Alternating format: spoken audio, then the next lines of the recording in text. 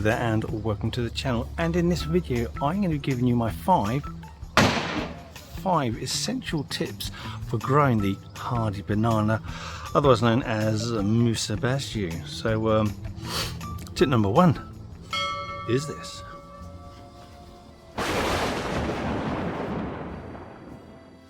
So tip number one is to give it as much heat and light as you possibly can. These banana leaves, they get to about 2 meters, 2.5 meters in length, and obviously it's just one massive solar panel. So in order to produce enough sugars and starches in those leaves, in order to feed the plant, get that growth going, you need to give it as much light as you possibly can. So if you're growing these in the UK, you're looking at a south facing position.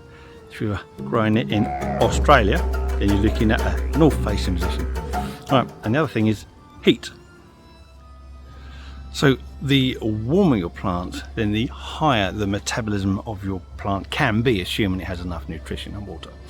But you might be thinking, well, the heat of the day is going to be the heat of the day, I can't do anything about that. Well, you are wrong, because if you plant it against the shelter of a wall that's in full sun, south facing, as I said before, then you'll get that extra heat radiated out from the wall and around your plant. So heat, extra heat, lots of light.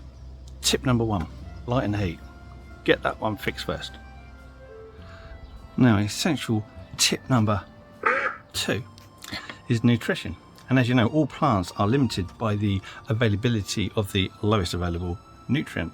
So with regards to this, you need to make sure that your banana plant receives as much nutrition as it possibly can. So when you're planting it out, make sure that before you put it in the hole, dig over that hole with plenty of organic matter, such as sterilized blended farm manure. And then during the growing period, when the plant is putting out a massive root system, those huge pseudostems, then give it some extra feed. Use a liquid soluble fertilizer such as a Miracle Grow. Other fertilizers are available, and put that down once a fortnight during the growing period, and that way it's got the best opportunity to grow as big as it can in the shortest possible period. But if you want to get a walking talking gardener's gold star for cleverness, then you can also increase the availability of micronutrients around the soil by giving an extra feed of seaweed fertilizer. Now we are getting into the details of it.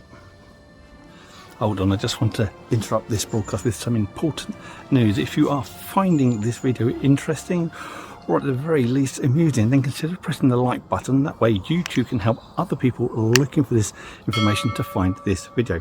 And if you want to support this video further, you can just by subscribing. It's absolutely free. If you want to find out whenever we publish a new video, then click on that notification bell. Anyway, I'll let old boil butt continue talking. Now, essential tip number three is watering.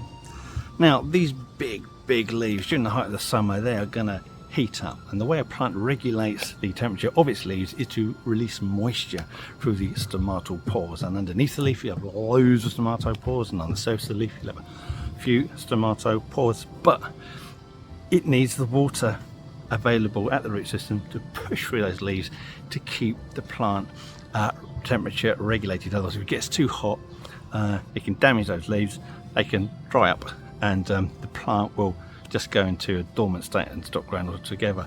Now, when you're planting it, you need to make sure that the soil is well draining, because you don't want waterlogged conditions, and especially over periods of drought, you need to go out there with your hose, with your watering can, if you've got a hose pipe ban, and give it the required water to keep it growing healthily. Don't forget to do that, otherwise you could damage your plant. Now, essential tip number four is to avoid root competition. So don't plant these too close to other vigorous plants. Take a look at this. Now, apart from a few small plants, a bulb sebaceous plant, there's no large vigorous plant planted near the banana plant here, so that there's little competition. Because if you've got competition, then the other plants will compete with your banana to take out nutrition and moisture out of the soil.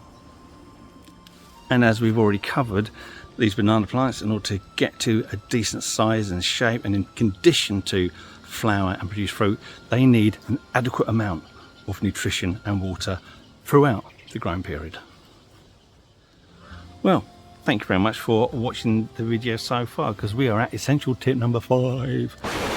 And number 5 is overwintering, which is an important thing to deal with if you're growing these in the UK, because the pseudostems are only hardy down to about -5, I would say. I mean, I think it says like -3, -4 in the books, but it's far more cold tolerant than people take them to be. And also the roots are considered to be root hardy, and they'll take temperatures down to about -12, -14 degrees. But if you're trying to get decent size, and as I said, it needs to be of a certain size in order to produce its flowers and its fruits, then you need to get it through the winter in the best condition that you possibly can. And that includes 3 things that you want to do.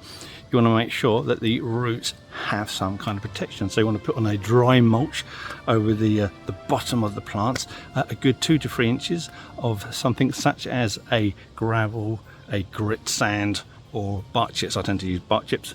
The pseudostems themselves, you might need to wrap those in fleece if temperatures look to be going below about -5 degrees Celsius. And with all bananas, when you're overwintering, we need to remove those leaves, so you've just got the pseudostem. And what I like to do is to put a rain cover over the top of it. Keep that rain cover, don't have it resting on the top of the plant, give it a few inches of a gap so that it reduces waterlogging over the winter, keeps cold winds off of it, and gives you a little bit of a air bubble to help protect it from freezing temperatures. Anyway, that is my 5 essential tips for growing the hardy banana. And if you've got any great tips, then let us know in the comments, because if you get this thing right, then maybe this will happen for you.